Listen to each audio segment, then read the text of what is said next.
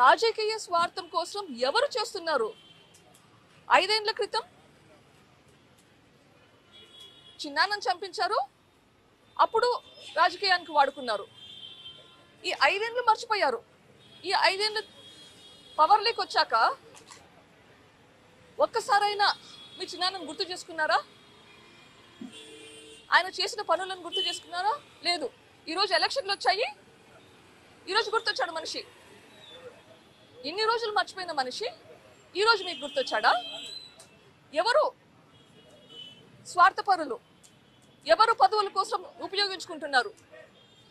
ఆలోచించండి. ఎలక్షన్స్ వచ్చాయి, ఎలక్షన్స్లో ఓట్లు పడాలని చెప్పి సానుభూతి కోసం మళ్ళీ ట్రై చేస్తున్నాడు. రాజకీయ స్వార్థం కోసం ఎవరు చేస్తున్నారు? 5 ఏళ్ల క్రితం